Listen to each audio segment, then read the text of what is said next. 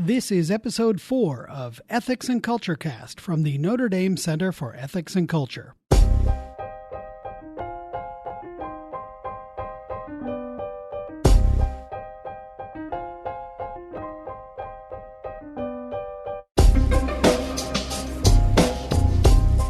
Welcome to episode 4 of Ethics and Culture Cast from the Notre Dame Center for Ethics and Culture. I'm Ken Hellenius, the communications specialist at the center.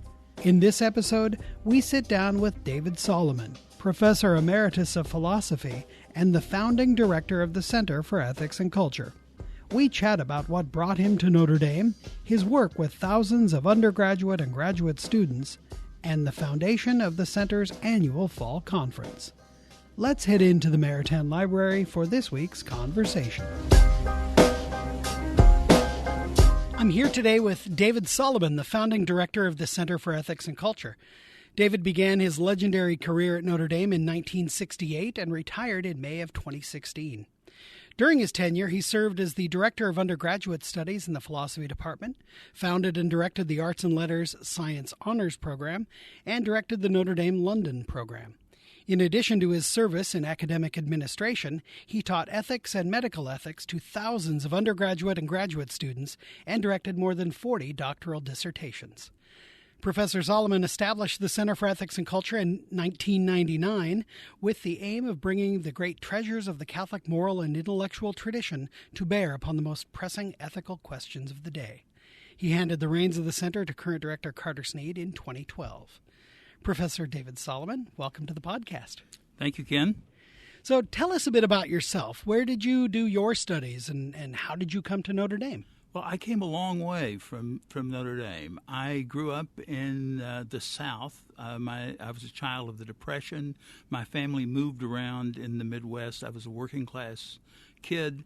Grew up in the Baptist world, and I found my way after I was sent to Baylor University, the greatest Baptist university in the world. I found my way there because my mother wanted me to be a Baptist preacher. I wasn't so sure about that, but I had a great education at Baylor. I went on to the University of Texas, where I did my PhD. I did a postdoc in Oxford just after I started teaching at Notre Dame and worked with Philippa Foot, one of the most eminent moral philosophers of the day.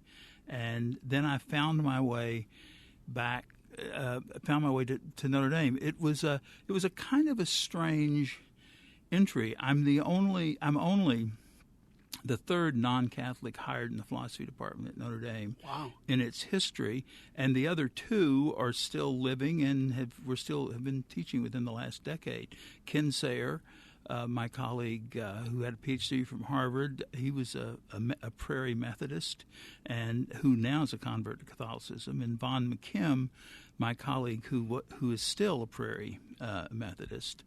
My first welcome to the Catholic world at Notre Dame was from Father Hesburgh at a reception, and he, in the midst of shaking my hand and introducing me as a new faculty member in 1968, it became clear that he believed that a man named David Solomon had to be Jewish, and with his great ecumenical spirit, Father Hesburgh had sought already to add a Jewish member of the philosophy department. And so I had to tell him at this reception, I said, Father, I hope you don't take back the job offer, but I'm actually a Southern Baptist. And Hesburgh, who was never without a retort, immediately said, that's what we really need around here, is a Southern Baptist with a Jewish name. That'll be good enough. So that was the beginning of my introduction to Notre Dame. Marvelous. So you started in 1968. That's right. What have you taught in the intervening years? I've taught mainly core courses in the history of moral philosophy. I've taught graduate courses in Kant's ethics, Aristotle's ethics, the virtue tradition, the ethics of Thomas Aquinas, and then increasingly as the years went on, I hadn't intended to move in this direction.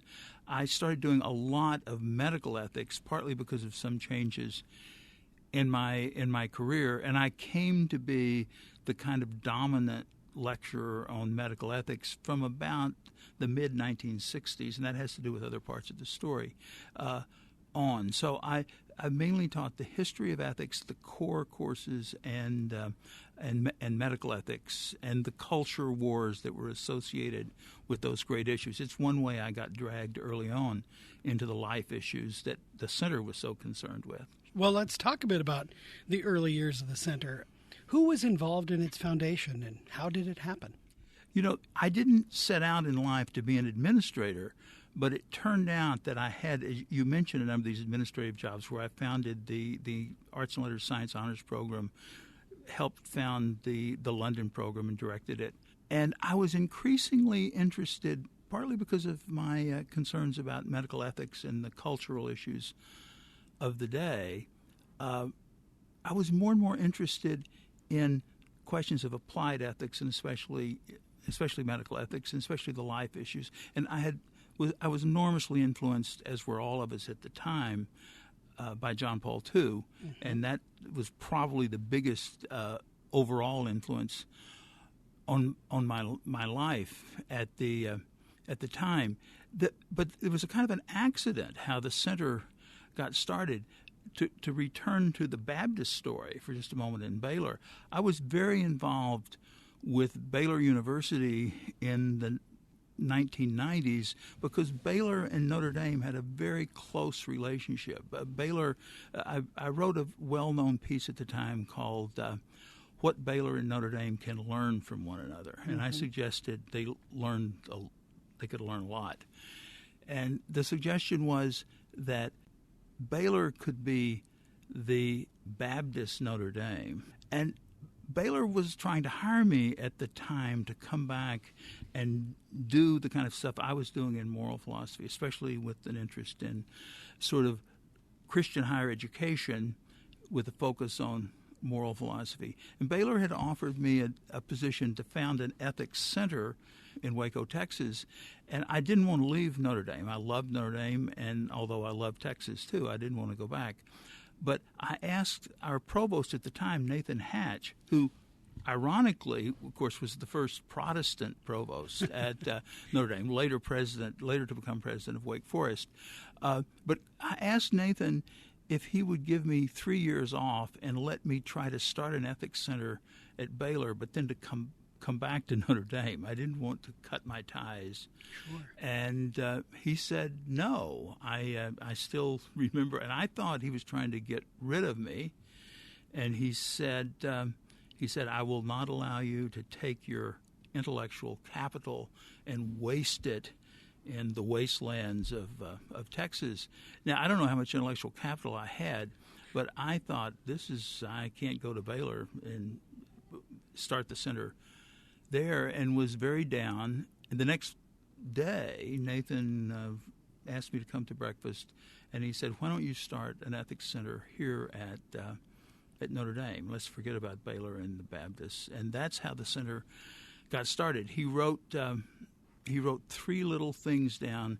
You can have a full-time secretary, you can have all the money you can raise, and you can do what you want to do as long as you don't make a fool of yourself. He wrote this on a business card, and that's how the center got started. We can't find that business card. It's somewhere in the files, yeah. But I remember that distinctly. So that's how it got started as a sort of roundabout return to some issues I was interested in at Notre Dame, but through this circuitous route through the Baptist world. When we find that business card, we're going to have that bronzed. Does that sound? Oh, yeah. Philosopher Alistair McIntyre has been the center's senior fellow since its foundation. How did that relationship start? You know, that was serendipitous in all sorts of ways as well. As I said, I'd had a close connection to Oxford and the philosophers there, and I had come to know Alistair McIntyre and his work Of course, this is before the great classic work of Alistair's After Virtue hadn't been. It isn't written until the early 1980s. But I had gotten to know Alistair by asking him to give a lot of lectures at Notre Dame. And I, as I said, was increasingly interested in issues in medical ethics, and I had an offer to do a 2-year postdoc at Boston University, where Alistair, who'd spent his entire life teaching in England, took a job in Boston, first at Brandeis, then at Boston University. And I saw more and more of him and was offered this 2-year postdoc essentially to found some medical ethics programs in the Boston area. We were trying to put together a medical ethics program through the Milbank Foundation, for students at Harvard, BU, and Tufts med schools, and my job was to help set that program up at the time. But what I really did was come to be very close to Alistair and to learn all that I could from him. All the ideas that are associated with the Center for Ethics and Culture at Notre Dame, even your ideas, Ken, that you may not even know it, are stolen from Alistair McIntyre. I mean, we're talking. I mean, it was if it was John Paul II, who was the spiritual heart of what we were trying to do at the center, it was Alistair McIntyre, and I must also give full credit to my colleague Ralph McInerney, the great Thomist philosopher and my great friend here. Alistair McIntyre and Ralph McInerney were the beating intellectual heart of the center. And Alistair, we became friends in the early 1970s and remained friends after I helped persuade him to take a position at Duke University. And then he joined up with us. And at the time he came back in the late 1990s is when we founded the center. And that's sort of the sort of series of events that led up to Alistair McIntyre being the beating heart, the intellectual beating heart for the Notre Dame Center for Ethics and Culture. And that's specifically when you talk about the beating heart and kind of the ideas that kind of animate us, you're talking about this traditions-based interaction with culture, creating an entire formation rather than just purely intellectual work. Right? Absolutely. Although Alistair is a very deeply intellectual and serious man. We're not talking about sort of popular apologetic stuff. Right. He was defending what he called Aristotelian Thomism, and he's recovering a kind of tradition, as you say, and that's exactly the right word. And his work in After Virtue, which is the first book of this quartet that he's going to go on and write, which will allow him to change the world intellectually.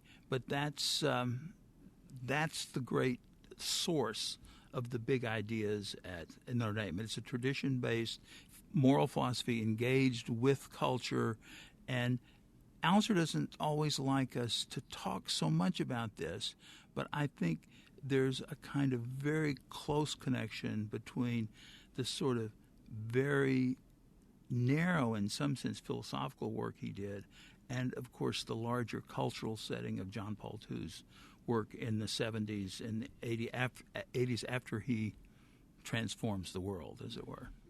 One of the major initiatives of the Center is the annual Fall Conference, at which every year Alistair McIntyre presents one of the keynotes. What exactly is the Center for Ethics and Culture's Fall Conference, and how did this annual event, which is one of the largest academic events each year on campus, how did it come about? You know, it was in terms of the organizational structure of the center, it was where we all started. It sort of started with a group of people who sat around in the room we later occupied on the 10th floor of Flanner Hall, a conference room. We had some meetings where we ate pizza and drank beer. This is a Catholic university, not a Baptist one. Right. Wouldn't fly at Baylor, but it's fine here. Right.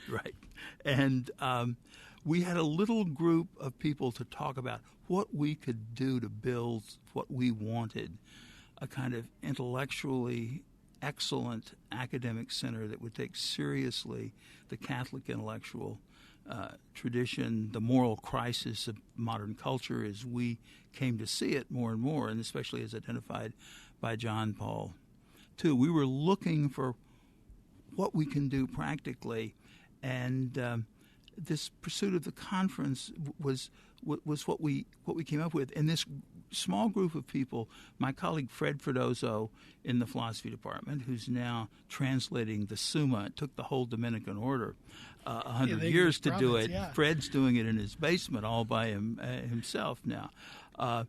Michael Garvey, who was public relations man at Notre Dame, an incredibly talented writer and idea creative thinker. Father John Jenkins, who had been a student of mine and a friend of mine at Oxford, he came with us for the pizza and beer. Father Bill Campbell was part of this group.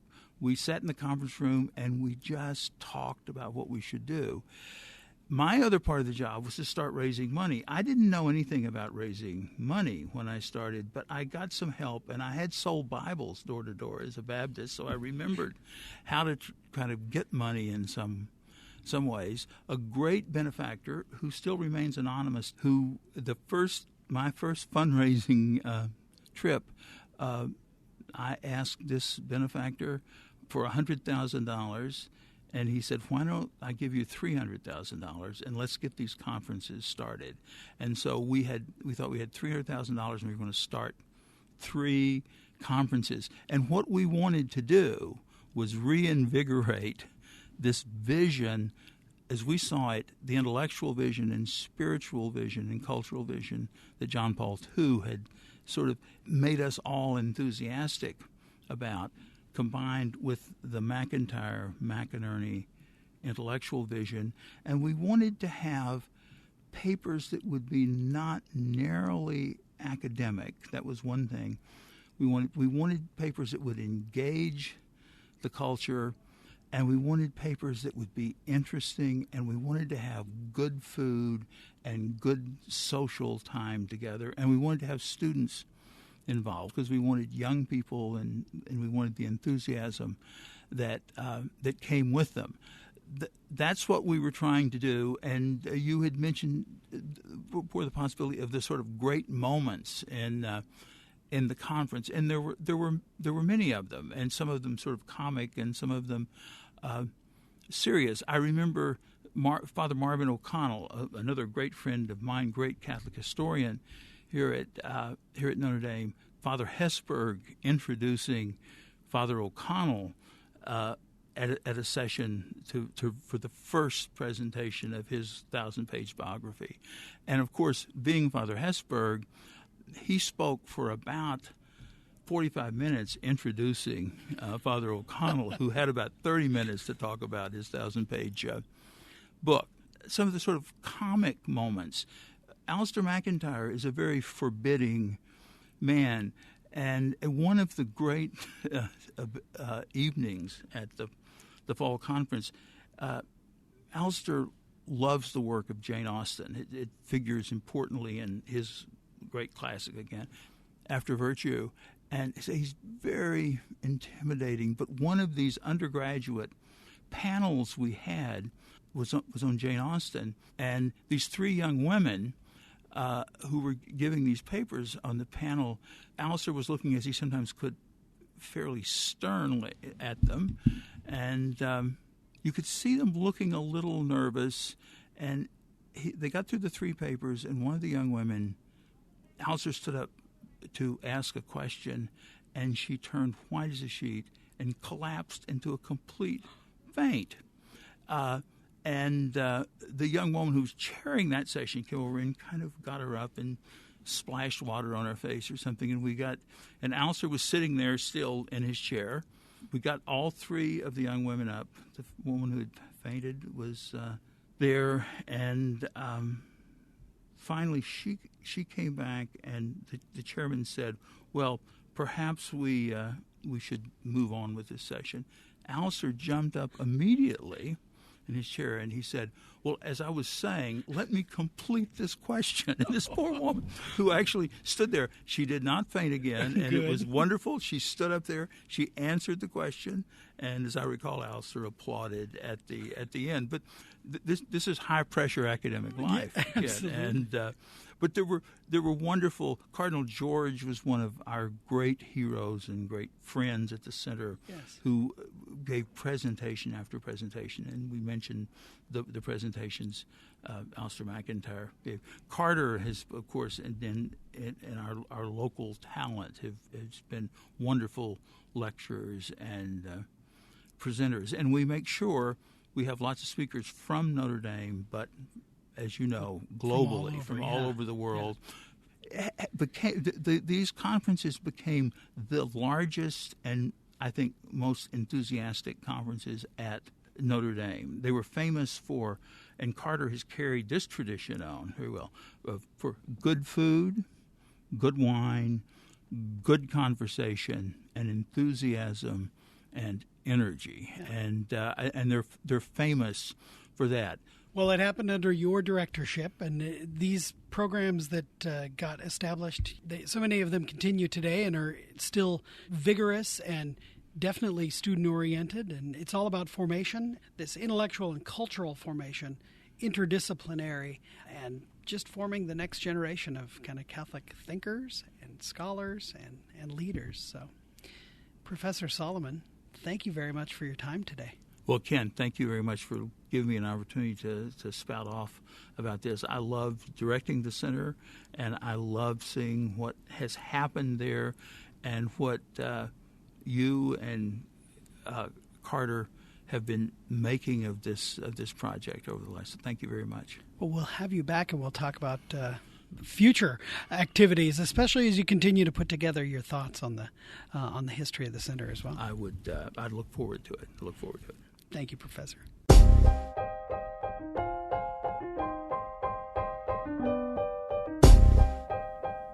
Thank you to our founding director, Professor David Solomon.